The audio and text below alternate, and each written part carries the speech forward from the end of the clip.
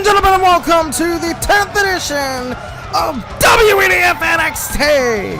I am your host, Connor Witte, here at the broadcasting table live from Full Sail University. As always, tonight we got a stacked show for you, including the parking lot brawl, 10 episodes in the making, Jay White versus William Regal. This all started at the very first episode of Season 2, where Jay White ambushed William Regal. William Regal and Jay White's been hunting, William Regal for a number of episodes now.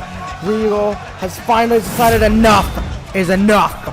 Riddick Moss makes his WEDF NXT debut, and he's got a tall task ahead of him, facing the king of strong style, Shinsuke Nakamura, and Nakamura's NXT re-debut, his return I should say.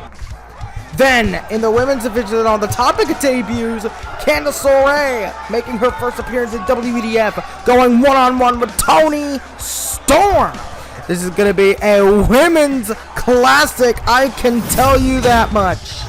And the main event, the Bruiserweight Bate Dunn, one-on-one with the undefeated, possibly unstoppable NXT Heavyweight Champion of the World, Aleister Black.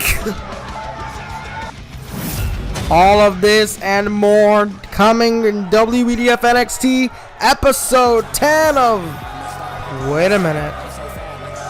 That music. So you look familiar. No way. Absolutely. Oh! Well then, that's alright. Ladies and gentlemen, for those of you who don't know who that is Dante Styles, a former performer on NXT Season 1. He actually made his WWF debut at NXT Arrival. That was the very first time we saw Dante Styles in a physical capacity, and his first and only WEDF match was in NXT Episode 7, Season 1 of Episode 7 of Season 1, I should say. He competed against Tye Dillinger in what he called a Swag Olympic Challenge. Basically, if Tye could last 5 minutes, he would get $25,000 out of Dante Styles' own bank account. Fortunately, Tye didn't really get the prize money. What's Dante Styles doing back here? Really interesting to see him return after all this time.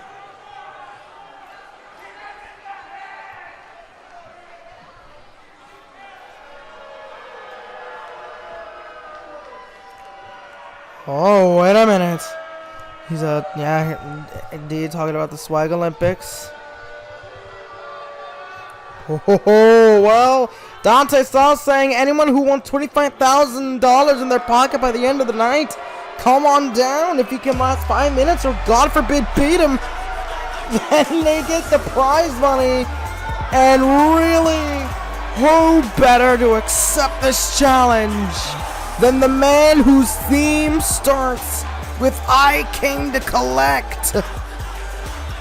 It is the one, the only, Lio Rush. Lio Rush made his NXT debut back in episode 2 of Season 2. It was the first physical appearance. He had a physical appearance before he competed in NXT, similarly to Dante Styles. Leo's wasn't as impactful as Dante's, but it began a little rivalry with LaMarcus Carter. Carter defeated Lio Rush in episode 3, but this thing between LaMarcus Carter and Lio Rush hasn't exactly blown over. Of course, LaMarcus Carter would later go on to get an NXT Championship match at Night of Champions Extreme Rules 2. But Lio Rush, this isn't about LaMarcus Carter, this is about Lio Rush! And usually the criticism I see from the boys in the back, and I think it's a really just criticism I think I would have of Lio Rush, is that he doesn't know how to pace himself.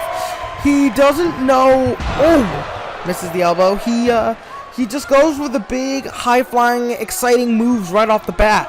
But this is a completely different scenario, you know? He only has 4 minutes to really do his thing. So, in this situation, in this context, I suppose Lio Rush's lack of, pacing might be to his benefit. But Dante Styles obviously bigger and stronger than Lio Rush. I mean, Lio Rush is smaller than a lot of guys, but Lio Rush more than makes up for it with his speed.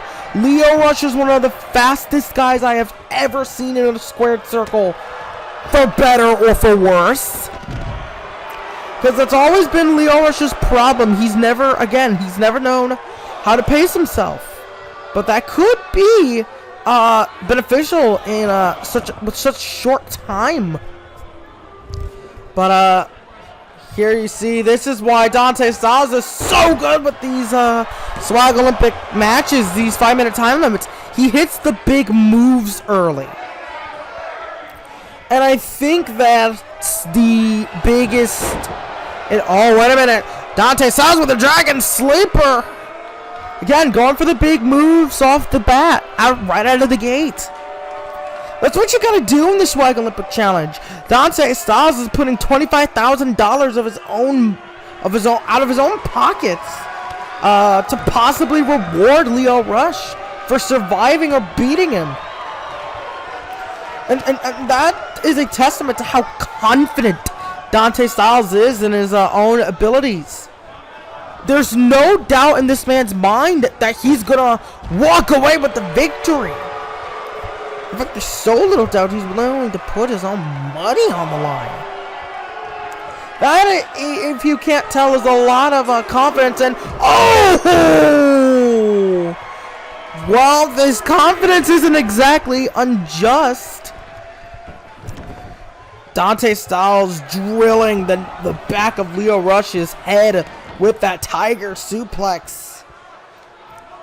Dante Styles, waiting for a missile drop kick, but Lio Rush got out of the way. Lio Rush.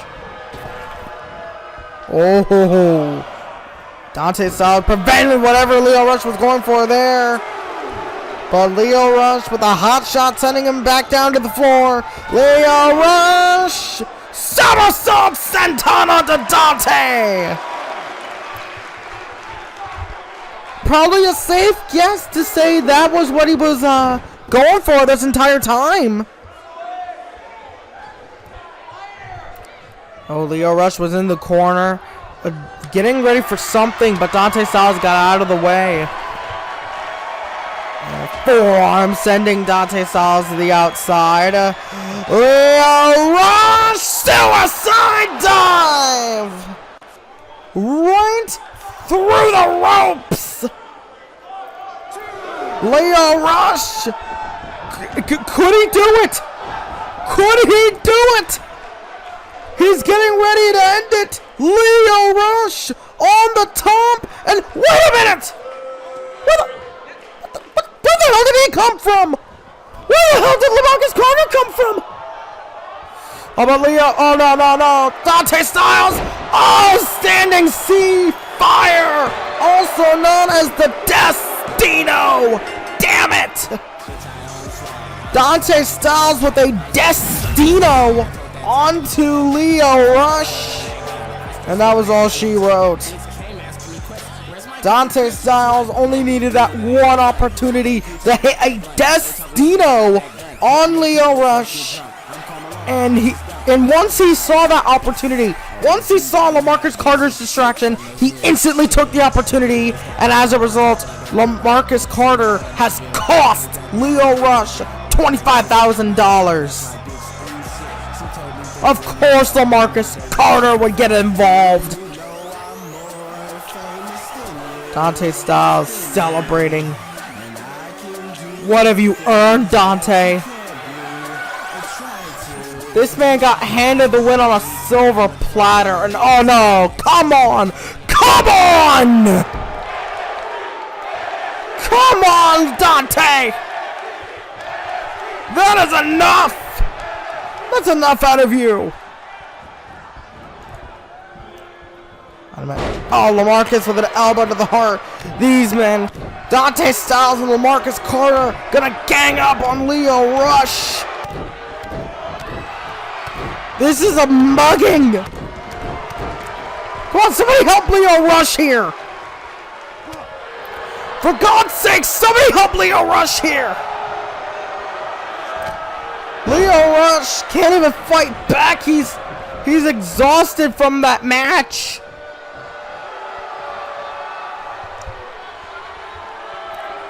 He got drilled with a Destino to the mat. And oh! LaMarcus Carter sending Lio Rush into the apron. And this is LaMarcus Carter sending Lio Rush into the apron, I should say. I do not remember what I said. This is just... Oh my god. He's tying up Lio Rush into a ball. What is he going to do? What is Dante going to do? Oh god, of course! Of course he would do something like that. Of course he would literally kick Lio Rush in the ass. Go figure. And an atomic drop. Come on. Stop this. Lio Rush desperately rolling out. Desperately trying to escape this mugging. This is enough, you two. This is enough.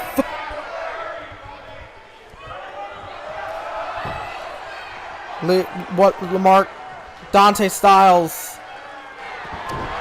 Dante Styles gonna plant him with a second one. Destino! Hit a second Destino! Damn it! This is absolutely despicable by these two. And now Dante leaving the ring to let LaMarcus do his work. And gonna go for the moneymaker. Whoa, wait a minute. What the? Oh! Butterfly facebuster. That is a new one. That is a new one by LaMarcus Carter. Is that a new variation of the technique? It's like a moneymaker 2.0. Well, regardless, these two men have laid out Lio Rush. Absolutely disgusting. Well, ladies and gentlemen, we're gonna have to go to commercial break. We'll be right back after a word from our partners.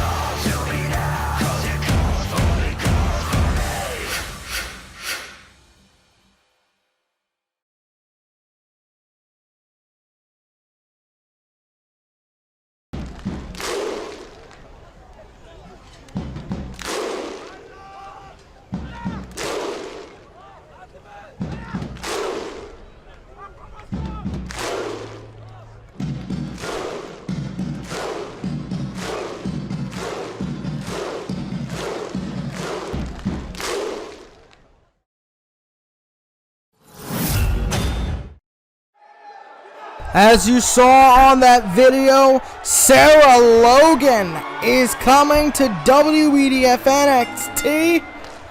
That's going to be interesting to say the least. We'll see what Sarah Logan brings to the table. Well, now it is time on the topic of debuts for young Riddick Moss.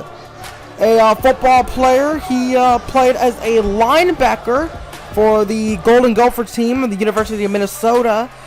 He's a well-rounded athlete, to say the very least. He hasn't been doing this for too long, but he hasn't really been doing this whole wrestling thing for too long. But you know, Riddick Moss, there's a lot of upside, a lot of potential to this kid. We'll see if Riddick Moss can, we'll see if Riddick Moss can, capitalize on this opportunity that he's been given. But he has a tall task ahead of him. There's no way around it. Because he's not just facing some fellow rookie. He is facing a decades-old pro. He is going one-on-one with the king of strong style, Shinsuke Nakamura. Nakamura made his NXT debut at NXT TakeOver The End in a very impressive performance against Elias. As we see here, Elias issued the open challenge. Nakamura answered the call.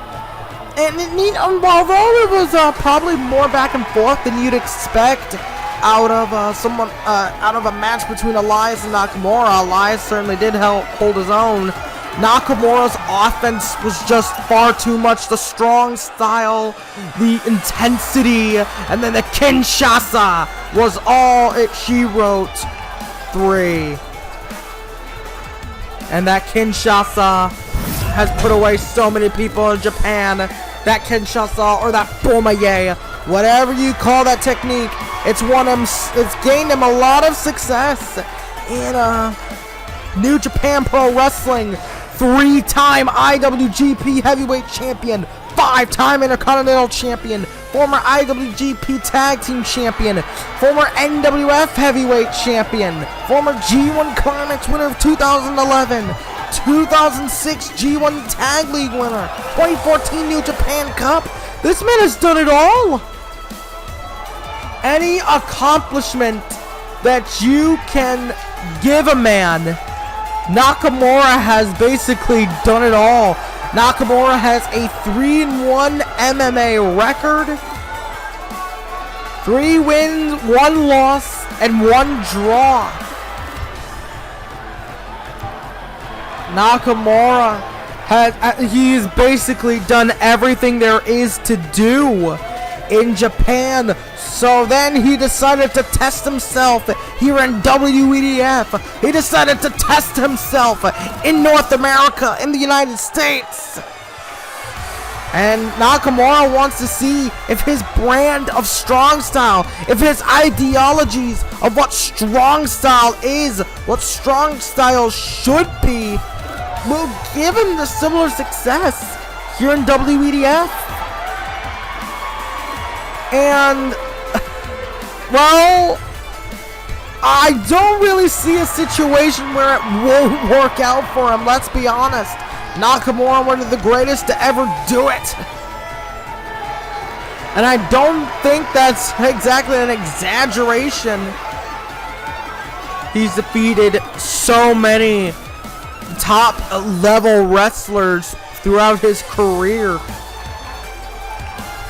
In New Japan in his debut years, he was known as the Super Rookie. The youngest ever IWGP Heavyweight Champion at just 23 years old. And I believe he was still a young lion when he won that belt.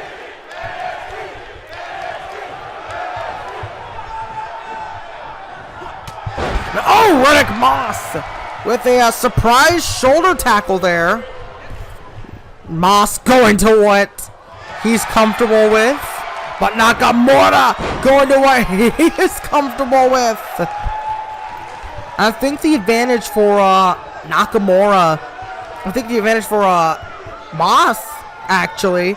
Moss is gonna, I think, is the one that needs more of a strategy here, and I think the strategy would be to try maybe not to get into a striking battle. Certainly not get into a striking battle with Nakamura. Because if that happens, I don't think there's any situation that Moss can win that.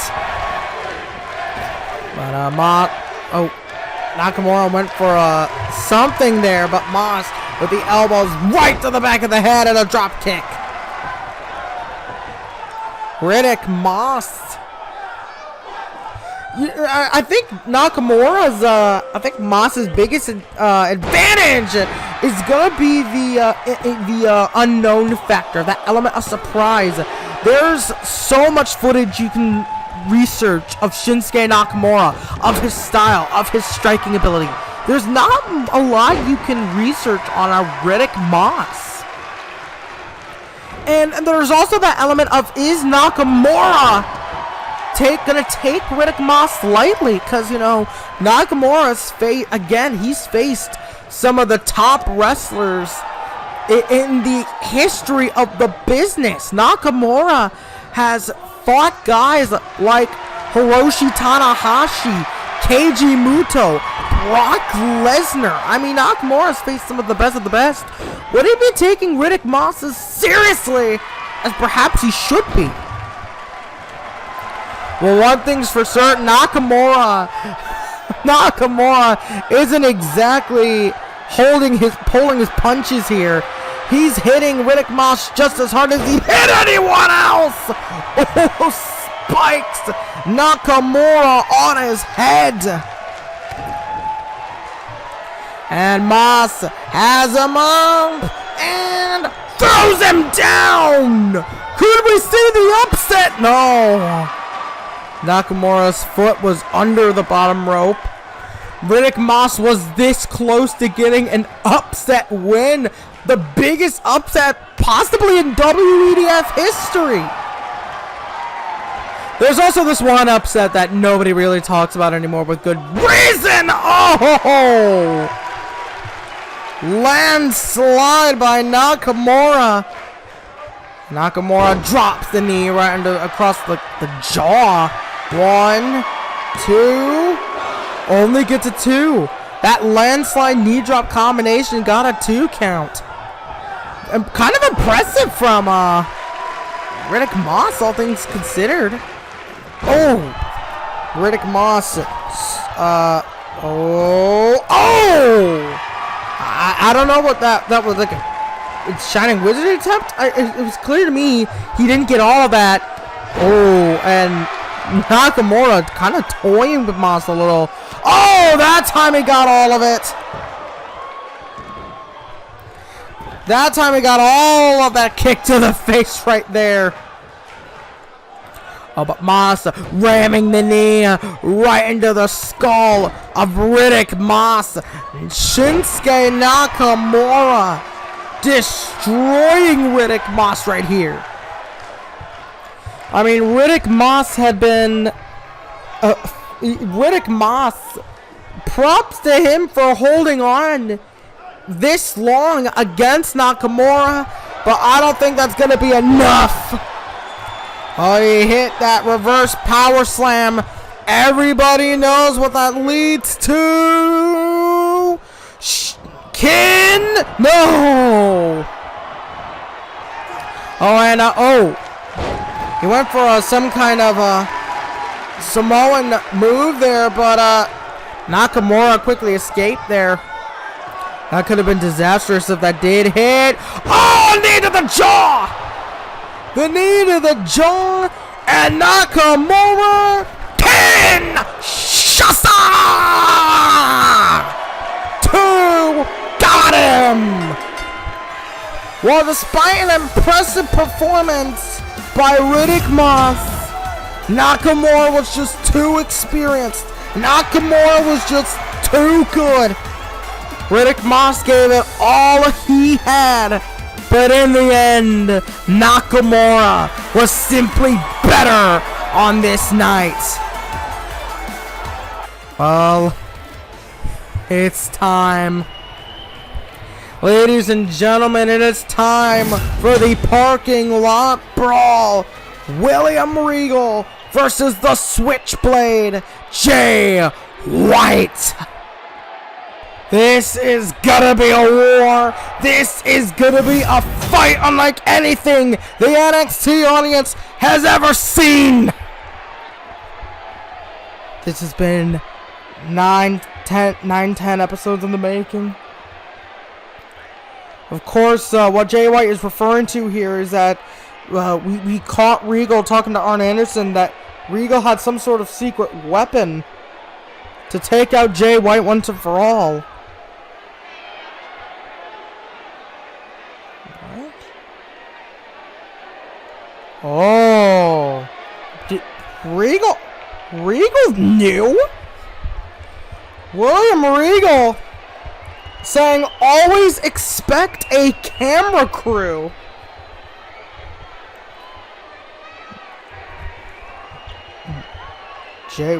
Jay White saying he'll run through every promotion if he has to find who the secret weapon is. He doesn't care if he has to go through NXT, the main roster, Empire, GWA, WGE, New NAW, anybody, even SMF. He doesn't care where they are. He doesn't care.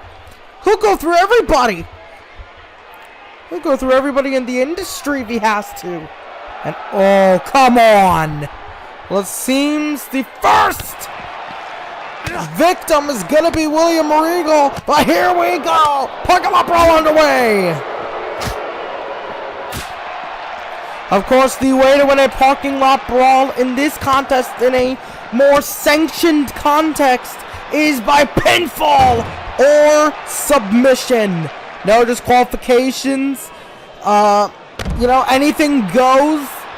You can use anything in this environment to your advantage, and the ref cannot stop it for, you know, for medical reasons or whatever. Because I don't think his boss would really approve of getting the match stopped if he got too hurt. But that might be the ideal scenario for Jay White as he hits a bridging deadlift German suplex.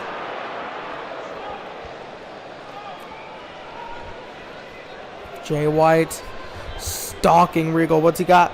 He has something in mind with that crate there. Oh no. Oh no. And Jay White ramming into his leg. He rams that crate into the leg. And oh, again! Jay White gonna use that crate to damage the leg of William Regal. And oh, wait a minute. Well, these two men are trying to get to each other, but the crate and the car are blocking the way. The tense stare down here. Regal trying to get his hands on Jay. Well, oh. Not too technically sound by Jay White as he hurls, as he gets hurled over the crate. Regal now. I know I'm supposed to be an unbiased commentator here, but deep down inside, I'm rooting for William Regal to kick his ass. Jay White's been tormenting the entire NXT locker room, injuring the likes of he's hurt so many people. He's injured both Juice Robinson and Tyler Bate. He's assaulted a WEDF legend, Danny Jackpot. He's assaulted a U.S. veteran in Josh Mccloud. He's assaulted a member of our military. He has assaulted a security guard. He has assaulted Regal, he's assaulted William Regal. He's assaulted Ric Flair. He's assaulted me. Yes, even I am a Jay White victim. If that doesn't explain why my relationship with Jay White's a little strained. Why I'm rooting for Regal to give him his comeuppance. But oh, Jay White. Despite my personal feelings toward Jay White, it's frustrating to see how good Jay White is. It's frustrating to see how talented, how technically sound, how intelligent in the ring he is. Jay White wrenching on the leg with a stump polar submission hold applied here. Wrenching on the leg of William Regal. Regal's in trouble here. Jay White lets it go. Jay White now just in complete control of this match. It's frustrating because Jay White is such a talented competitor. I think it just frustrates a lot of people just how good Jay White is. And the knee right to the jaw. Jay White just dominant. And that's the thing about Jay White. He's a dominant competitor as he locks in. Buddha lock. Wrenching on it. Jay White. No, Regal escapes. Come on, Regal. Jay White again. Just. Oh, Regal with a reversal. Regal with an uppercut. Regal taking back control of the match. William Regal has a definite experience edge here when it comes to, he's been around the block when it comes to these types of pure brawls. William Regal had some wars with Fit Finlay in WCW. Oh, and a German again. 1, 2, no.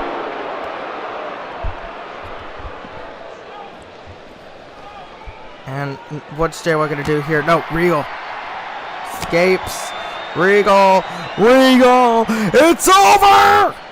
Regalplex! But Regal, what are you doing? What is he doing? He's still. What the hell's he doing?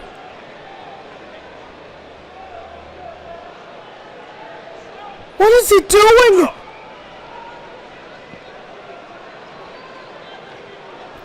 Oh no. Oh no, he has him on the shoulders. He's going to the limousine. Oh, but Jay White elbows the skull of Regal over and over again and rams him into the car. Regal wanted to keep going after the Regalplex. I don't know how wise that is, but then again, this entire match, built upon emotions. And Jay White, oh no, Jay White has him in the powerbomb position. Jay, oh god, powerbomb onto the crate. Going for the cover. 1, 2, no. Regal gets the shoulder up.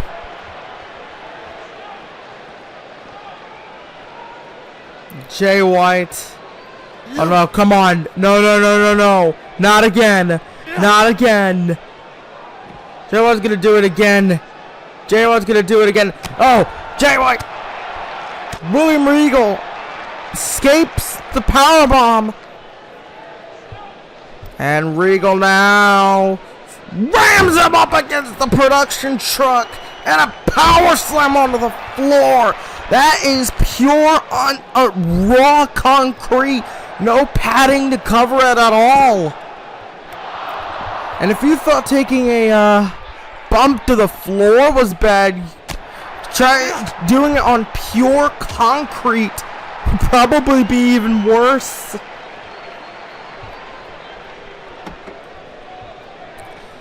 These men are doing. Oh god, Regal has a baseball bat. Regal has a baseball bat. What is he gonna do? What is he gonna do with that bat? And oh no. Oh, Jay White catches the bat. Jay White. Oh! hits Regal in the chest with the bat, and then an elbow right to the heart. And Jay White, what? Oh no, no, no! Oh! Drives the head of Regal. I think he caught the bat. Well, again, Regal gets a shoulder up at 2. What the hell's motivating this man? What the hell is driving this man? William Regal, at 51 years old, is putting up one of the best fights of his entire career. But how? How the hell is he doing this? Regal sends him into the wall. Right near the chairs, but oh! White shoves him off. What's Jay White got planned here? Oh, Regal picks up one of the chairs. And, Jay White trying to get one of his own, but oh, no, wait. Regal tried to stop him. But Jay White's... Oh! Regal is trying to avoid Jay White getting his hands on one of these chairs, and a chair shot to the head. Regal beating down Jay White with chair shot after chair shot. And now Regal has him in cradle. Regal, what is he gonna do here? Regal slams him onto that crate. And Jay White is in a whole lot of trouble, probably for the first time in his WEDF career. Jay White is in trouble. Oh, Regal soaking it in. This is it. This is it. Regal planning to finally end the threat of Switchblade Jay White once and for all. Do it, Regal! Do it! And oh no! No! Jay with a low blow. No! Oh my God, no! Jay White! Oh my God, no, Jay, please no. Please, no. No, oh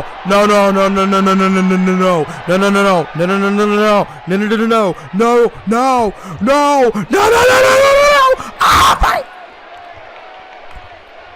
Oh my God! Oh my God! No! Oh God! Blade Runner! No! 1, 2. Damn it! No!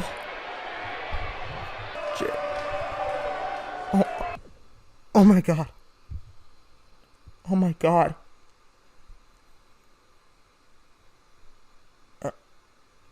Yeah, just God damn it!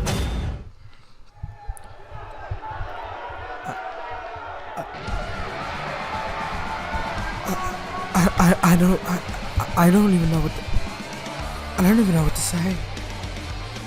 I don't even know what to say here. Well, ladies and gentlemen, we gotta move on.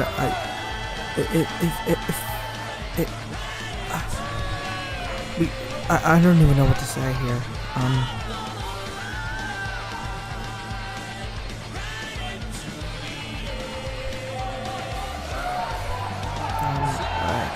Well, we have to move on. We have to try. The production staff told me we're moving on, so I'll attempt to. But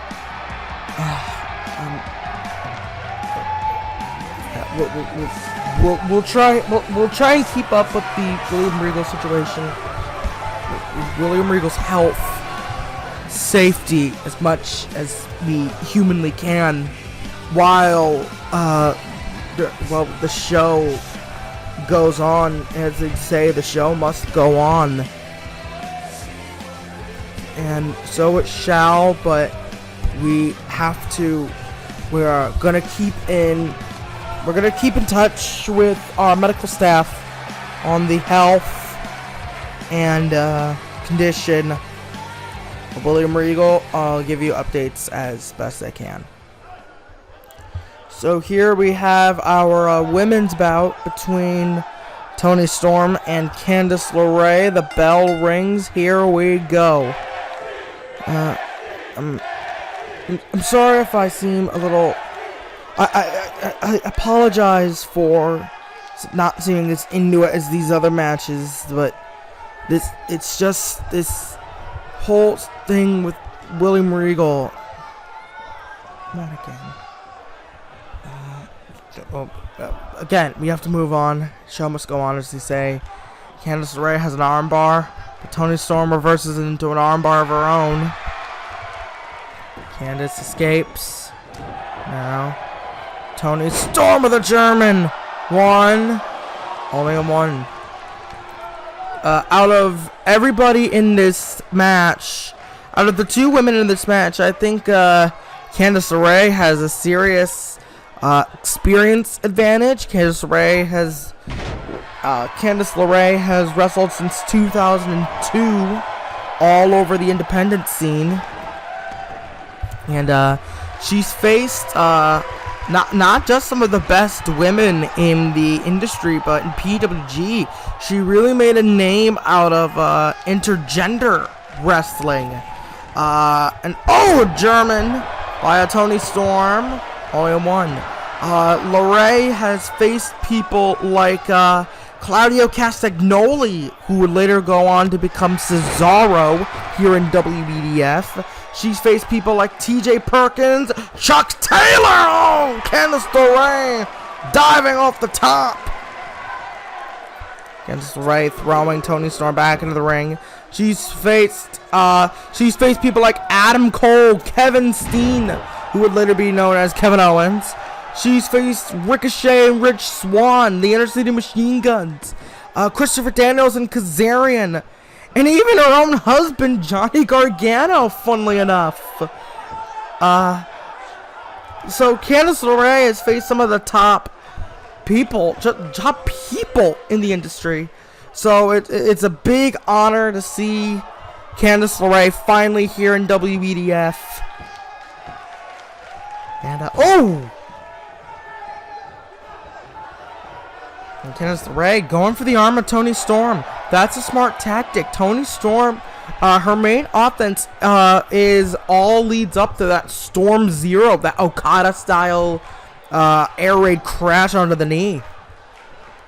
So yeah, that's definitely a big part of Toni Storm's offense. Also the wait a minute. Oh, a kick right to the face. She also has the Tiger Driver. Oh! And a face buster right there. One. Only a one. That face buster also used by Chris Jericho as the code breaker. But it seems Toni Storm didn't have enough force as someone like a Jericho would on that technique. Of course, a lot of people underestimate the skill it takes to perform certain moves. Not everyone could do the same moves with just as much skill. Some people have had years to master their finishing maneuver.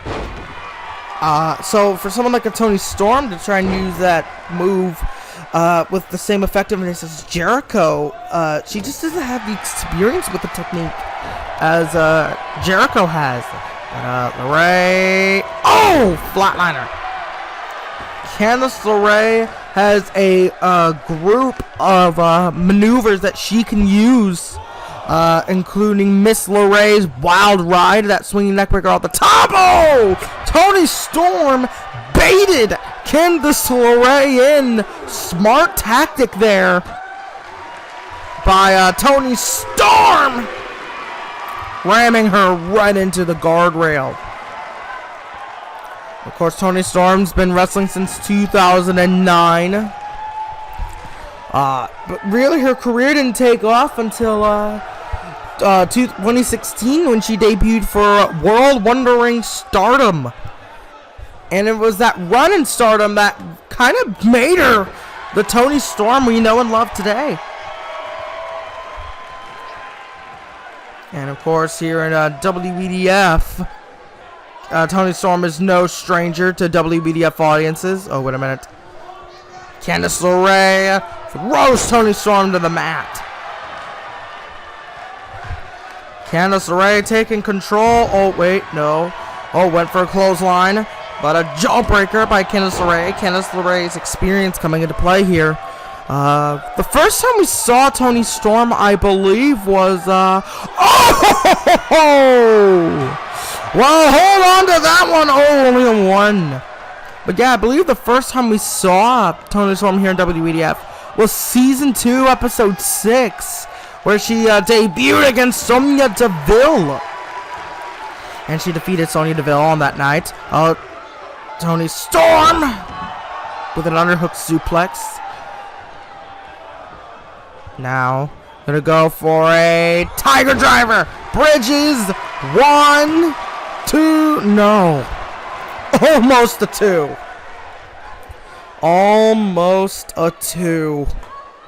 And stopping on the arm. Looks like Toni Storm's gonna adapt Candice LeRae's tactic.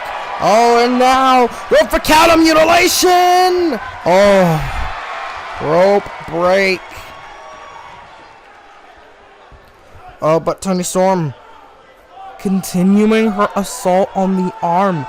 The arm seems to be a tactic that both women are gonna go toward. And I mean, it's a smart tactic. A lot of women, a lot of wrestlers in general, regardless of gender, use the arm for their big maneuvers, use arm strength.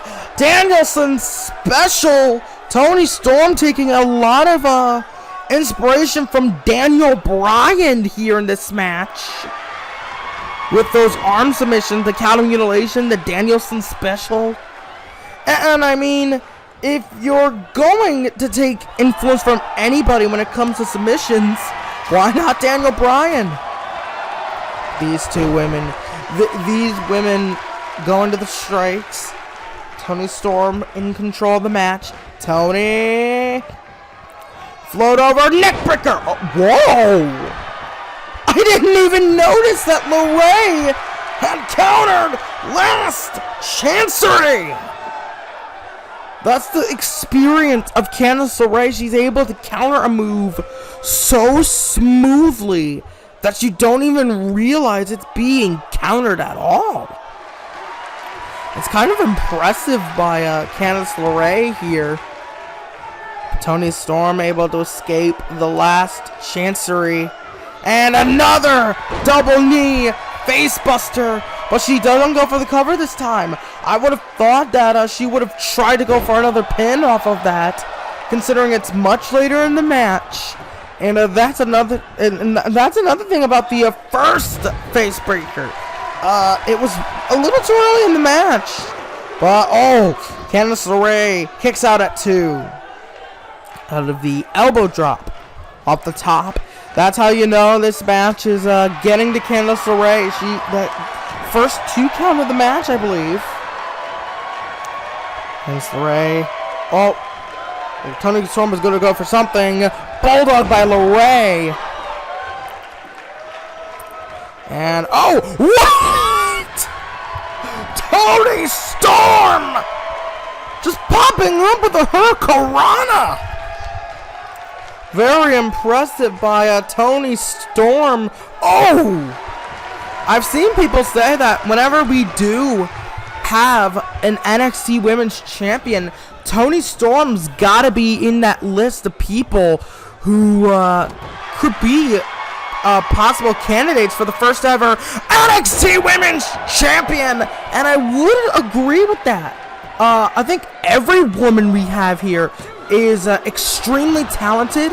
The women's division here in WEDF, even though the women's division in WEDF is such a new thing, even though the women's division of WEDF is such a new thing, we already have so many talented women on the roster, and NXT is no exception. And Toni Storm has Candice LeRae up. Power bomb! Hooks the leg. 1, 2, no. NXT prides itself on housing talent, just talent in general. It doesn't matter if you're a male, you're a female, a tag team, whatever. You know, the only thing that matters is how good you are in between those ropes.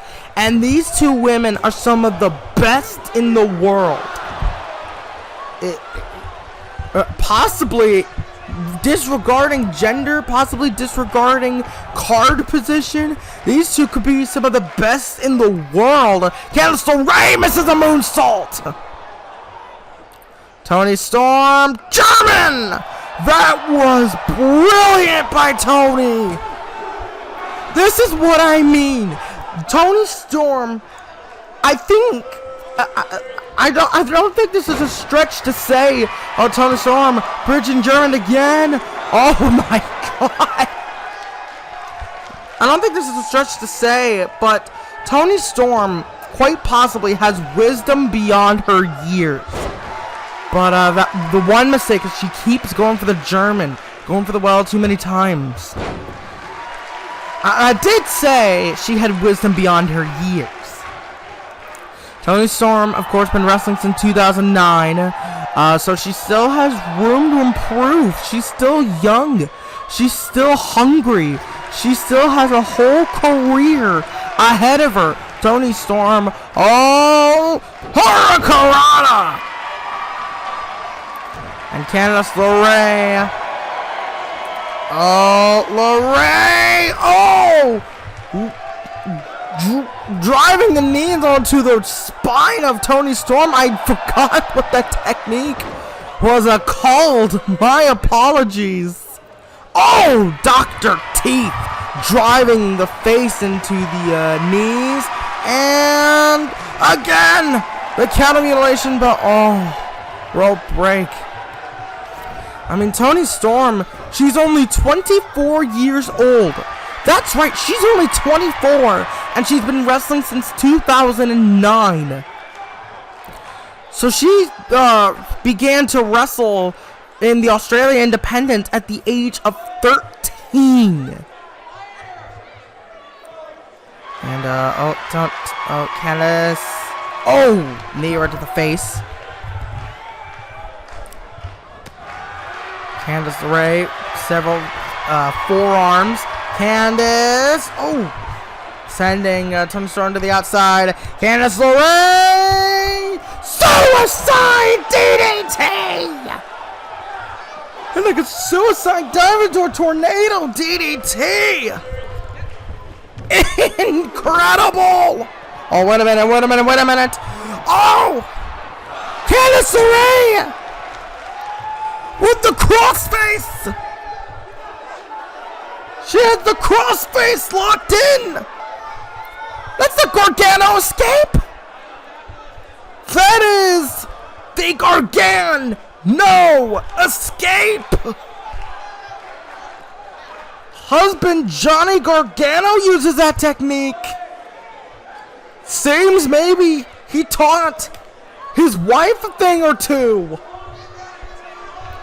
Candice LeRae, I don't think, as you can see, I don't think she has it in all the way. I don't think she has it in all the way.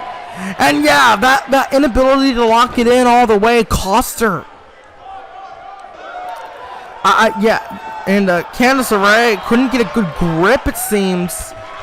A stiff forearm, but whatever she was going to go for there didn't exactly pan out. These women have been giving it their all. And now they're fighting off of fighting spirit.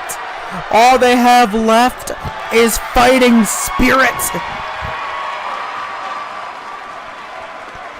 The one thing they want, just as bad as winning, is not losing.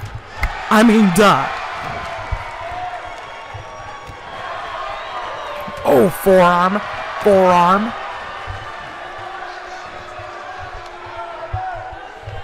Another forearm by Toni this time. Oh, dragon. No, stunner.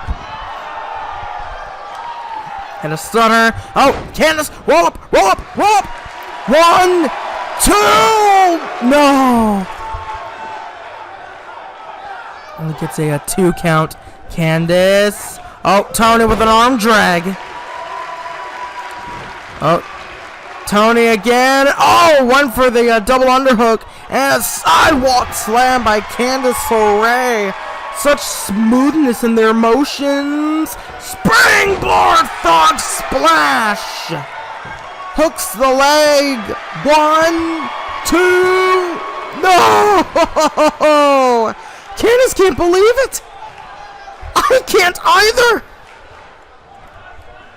Candice LeRae is in shock. Oh no, she still has one more big weapon at their disposal. Oh, Toni Storm wisely hitting a boot to try and avoid it. Candice was going to roll onto the apron, very smart, but Toni Storm wouldn't let her. Toni Storm, oh! But Candice LeRae, oh, as I was about to say, takes back control, but Toni Storm, that's how fast wrestling dynamics can shift. The dynamic of the match can shift on a dime just like that. And Toni Storm, what is she going for here? Oh, throws. She throws Candice LeRae to the outside. Oh, what? Toni Storm! Tope Suicida! And the words of the great Mauro Ranallo. Now Toni throwing Candice back into the ring here. What is she going to go for here? Oh! I thought she was going to go for a Romero special. Super kick! Straight checking! German! And Toni Storm, this might be the beginning of the end. And Tiger Driver! That's it! 2! No! What? What in the hell? Toni Storm has no idea what to do. Oh, she went for a boot, but Candice, Boston Crab rope break. She doesn't even get to lock it in that well until Toni Storm going back to the arm. She's gonna go back to that arm and Fujiwara, the Fujiwara armbar. The Fujiwara armbar. She releases the hold. Candice's arm has to be in a world of pain. Oh, wait a minute. Storm! 0! 1, 2, 3. That's all she wrote. Damaged the arm just a little bit more. And that little bit more was all she needed.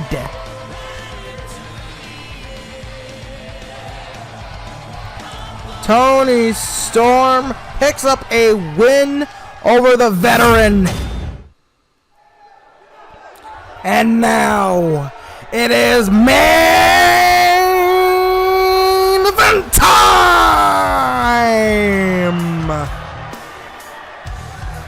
We see here competitor number 1, the Bruiserweight, Pete Dunn. The man who competed in the very first match of Season 2. And this could possibly be the biggest match in his WEDF career. Pete Dunne, despite only being 25 years of age, he is one of the most seasoned veterans in the UK independents. Pete Dunne has fought some of the toughest the UK has to offer. In fact, some of the toughest the world has to offer. People like Will Ospreay, Tomohiro Ishii, Yuji Nagata, Tyler Bate, and Pete Dunne, part of the British Strong Style faction with Bate and Trent Seven. He's faced a lot of the toughest men in the professional wrestling business. But this man, his opponent tonight, is on a completely different ball game. This man is your reigning, defending NXT champion of the world.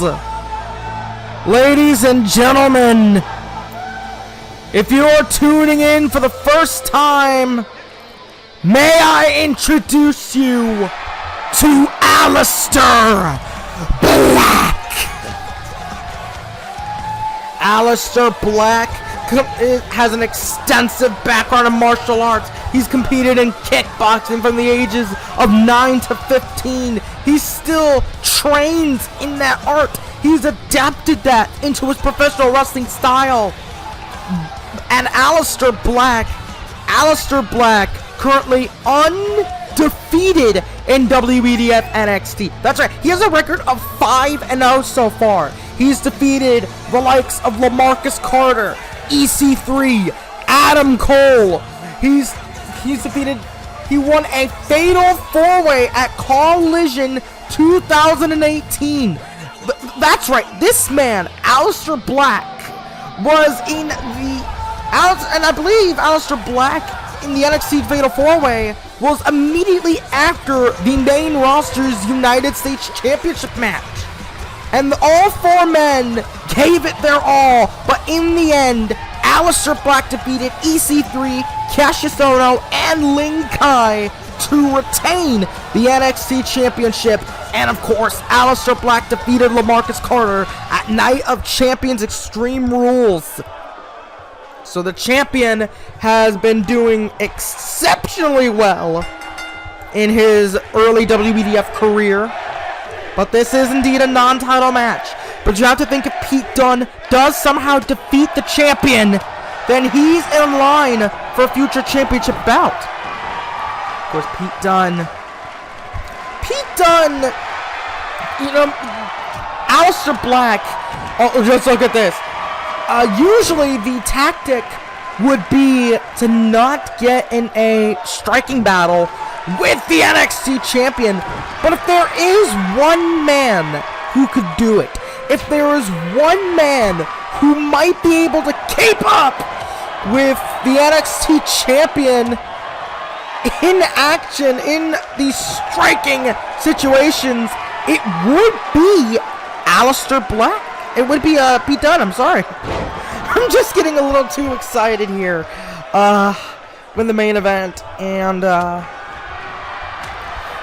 by the way, I've been told that William Regal has been taken to a local hospital.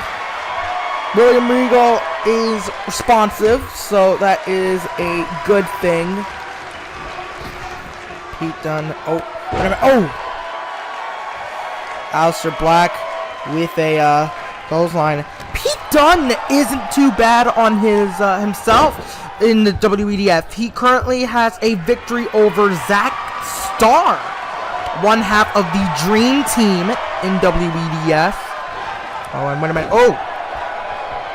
Pete Dunne escaped what Aleister Black was going for.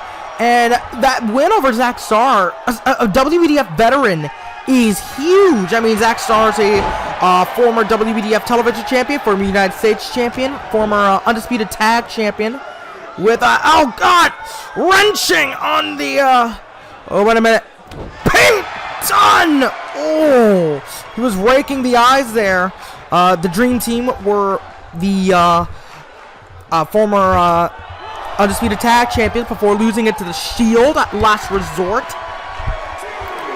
So a big win by Pete Dunne over Zack Starr here. But Aleister Black, again, currently undefeated with a 5-0 record. Not bad by Aleister Black, if I do say so myself. And Aleister Black with a jumping knee, a springboard knee off the top rope. Like the literal top of the ropes there.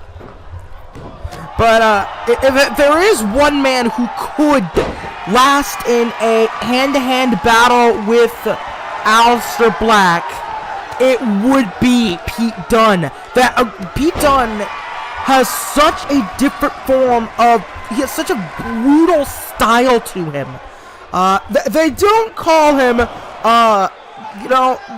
they don't call his group British Strong Style for nothing! Oh my god! A reverse pile driver. Wrestling. Oh my god, not again! Not again! Oh, Aleister Black reversing and tombstone pile driver. For wrestling historians, it's kind of infamous at this point. That reverse pile driver that Pete Dunne hit broke the neck of Stone Cold Steve Austin and Aleister Black. The neck has to be injured, but Aleister Black continuing to fight on. Because that's the type of man Aleister Black is. He refuses to die. No matter what you throw at him, he refuses to die. Aleister Black with a gut wrench. But the German, I should say. Getting my moves mixed up. With a deadlift German there. Pete Dunne. A stiff forearm. I don't think even Pete Dunne, as much as he's trying on a snap suplex, Pete Dunne and Aleister Black, you can tell there is, at least on Dunn's side, maybe even on Black's side, there is an intent, there's a deep desire to hurt. Oh, but Aleister Black, the shin breaker. Aleister Black now has the arm. Oh! Wait a minute, what's... Pete Dunne escapes. Aleister Black was going to go for the limb targeting. And now it seems Dunn's going to adapt that strategy. That is a classic Pete Dunne tactic there. Going for the limbs of his opponents. And now bringing him to the exact center of the ring. Oh, wrenching on the heel. Oh, wrenching on the ankle. That is a smart tactic by Pete Dunne. If you do not remember at episode 4, oh my god. He was putting the fingers. But I was about to say, on NXT episode 4, Bobby Fish and Kyle O'Reilly assaulted Aleister Black. Adam Cole would join in, and they injured the ankle of Aleister Black, wrapped it around a chair, and then just jumped on it. And that's been a kind of a nagging injury of Aleister Black since so many wrestlers went for it. Adam Cole in the first ever, in Season 2's first NXT Championship match. I believe LaMarcus Carter went for the ankle. Basically anyone who's faced Aleister Black has gone after that ankle because that's the best shot they have. Aleister Black, nobody's kicked out of the Black Mass. Absolutely nobody. Once it connects, the match is over. And Pete Dunne rolling out of the ring. And that's kind of been the forte of Aleister Black. Once that Black Mass hits, it's all over there. Oh, the strength of Aleister Black! And what is he going to go for here? And Aleister Black. Oh, cross-legged Samoan driver! And he has the pin. Only gets a 1. But that's been why so many people go for that ankle. That's also the ankle that Aleister Black uses to connect with the Black Mass.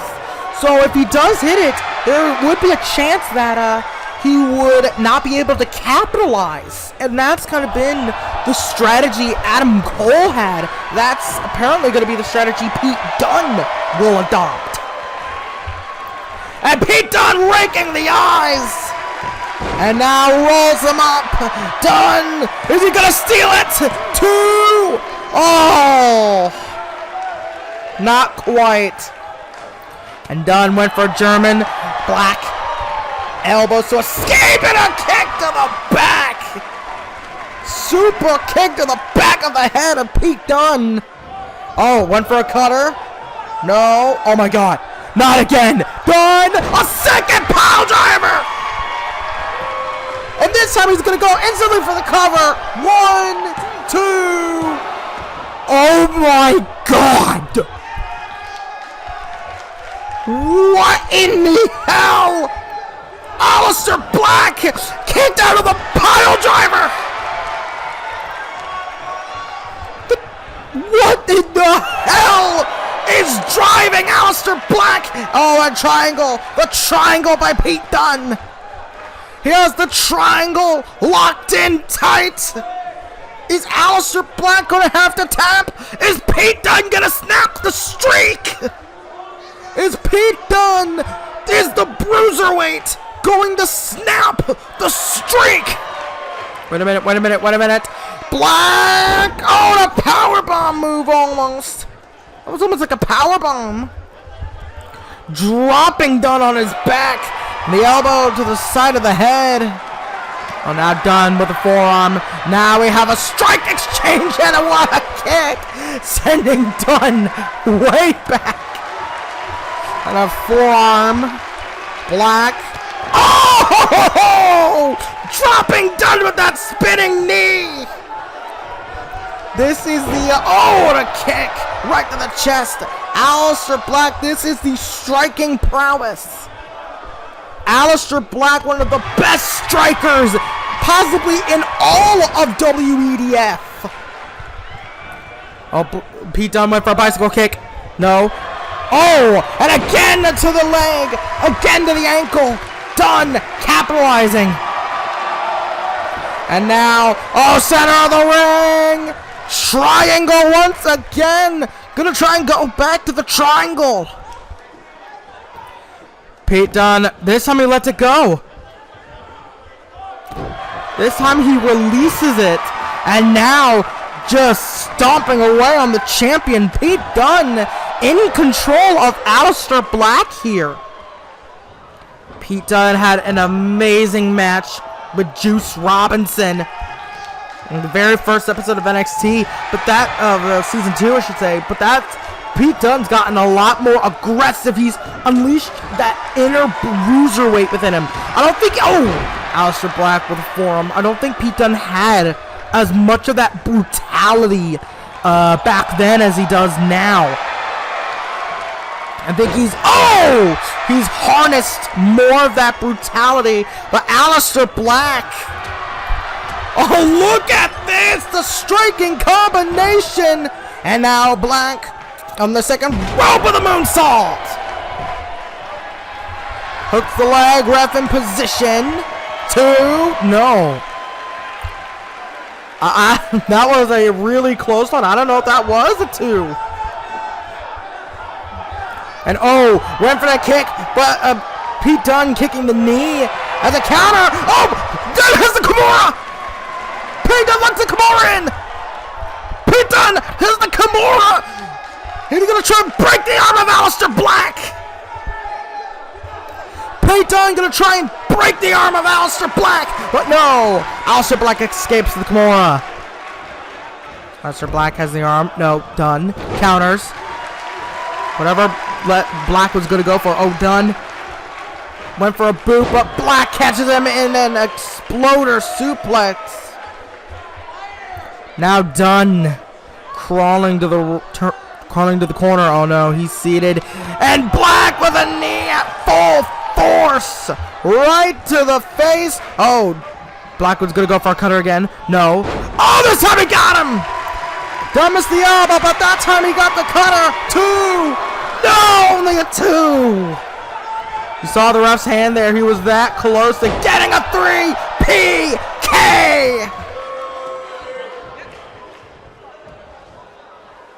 And he has him up for a suplex. No. Dunn escapes it. Dunn has been maintaining control of the match. Now Dunn rolling to the outside to try and get an advantage. He's going to try and rethink his battle plan here, perhaps. And wait a minute. Pete Dunn! Suplex to the outside! When you hit a suplex off the apron to the outside, that's always a nasty bump for both men involved. Now Dunn climbing the top. He's gonna try and go for a crossbody again. Last time Black caught him. This time, oh, this time he gets it. Hooks the leg. 1, 2. No, Black kicks out at 2. Oh, Pete Dunn's getting frustrated. Dunn needs to keep his composure. Pete Dunn needs to keep his composure. Otherwise, Black's gonna take advantage. Now a single leg Boston Crab rope break. Basically an instant rope break. Usually wrestlers in NXT use the wrestlers in NXT use the single leg Boston Crab to try and wear down their opponents, not to get an actual submission victory. Oh, that signature cross-legged position. That's usually a sign that Aleister Black is going to a place darker, deeper in his mind. But Dunn, he's not going to let him. He's going to go for that viciousness. Pete Dunn, he's one of the most brutal, aggressive wrestlers to ever come out of the United Kingdom. I do not think that's any exaggeration. I mean, for God's sake, the man was taught by a man named Psycho Steve.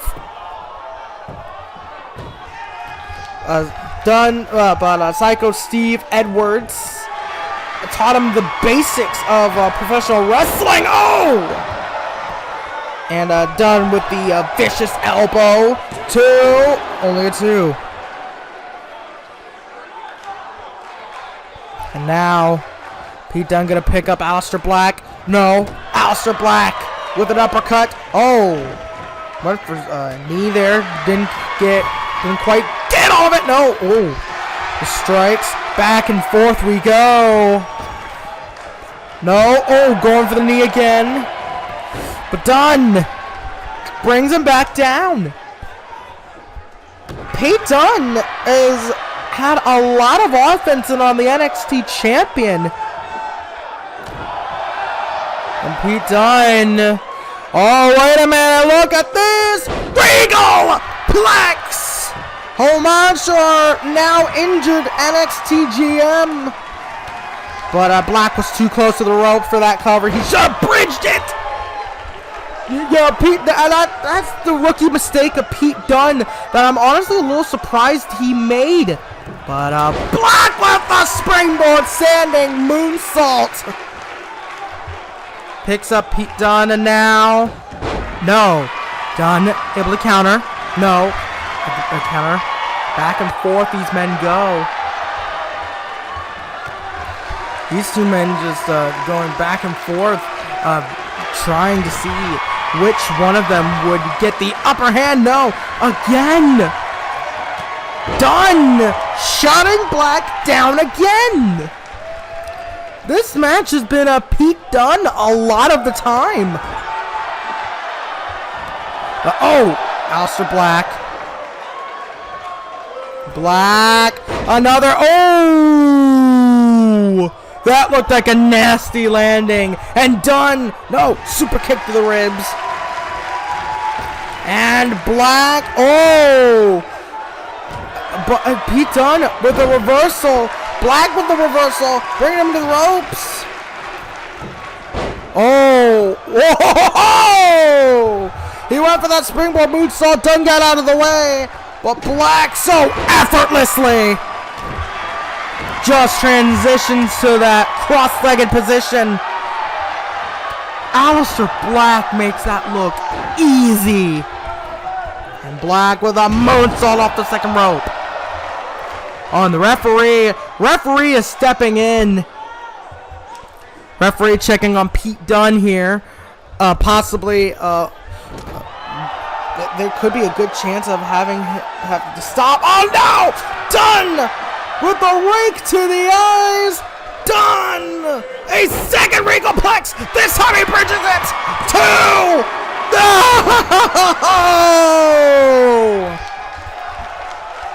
Pete Dunn can only get a 2 off the Regalplex!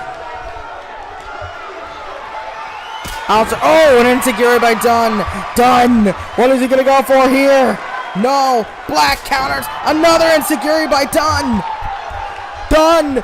Trying to hit whatever he has to do.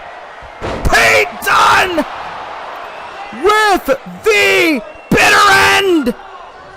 But he's not going to go for it. Maybe he realized, or maybe he thinks that he needs that Black. Oh, maybe his mindset is that Black, he wouldn't go down with just one. But maybe he should have taken the risk. No, maybe Pete Dunn should have taken the risk. Pete Dunn made a critical error. He could have ended the streak and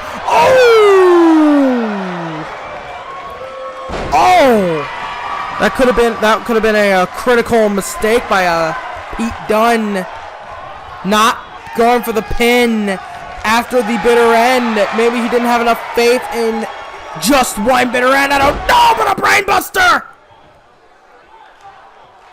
Hit a brainbuster, and oh my god, look at Pete Dunn. Pete Dunn is busted open, I think, from the second combination by Aleister Black. That might have busted Pete Dunn open, and then the brainbuster. That combination of the strikes and the brainbuster might have busted Pete Dunn open. Pete Dunn gets hit with an enziguri. Aleister Black making a comeback. Aleister Black, no. Oh no, not again, not again. Oh, but Aleister Black counters! Tombstone! Pile driver! And the Black gonna hook the leg. 1, 2, no! Black does not have the height of an Undertaker or Kazuchika Okada to be able to have the force needed to put him away with the tombstone. Oh no. Black. I thought he was going to go for the black mass there. Pete Dunn. Oh. Pete Dunn got kicked in the chest there. Now these two men just fighting with everything they have left. The fighting spirit that remains deep inside of their souls. Black. Oh, with a kick to the chest. How many more can Pete Dunn take? How much more viciousness can he take from the champion?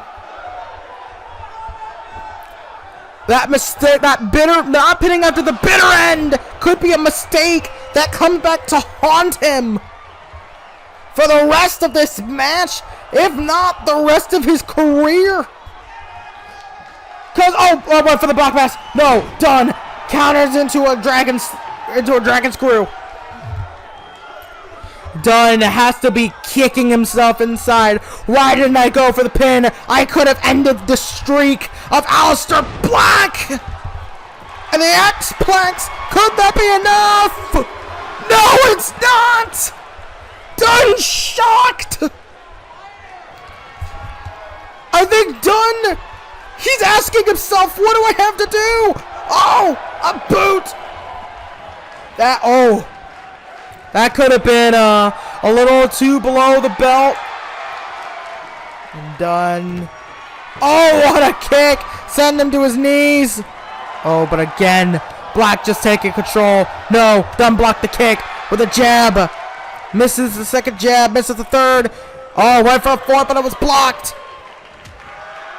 Oh my god. The slap takes him down. These two men putting all of their remaining strength into these strikes. Oh, look at this. Look at this, and Dunn thrown to the outside. Black somersault off over the ropes. That's like a barrel. I don't know what the hell that was. That was some sort of tope. A somersault tope. And Black looking for the finishing blow. Brain Buster dropped him on his head. Now Black dragging him to the center of the ring. Dragging him to the center. He is thinking that this is the end.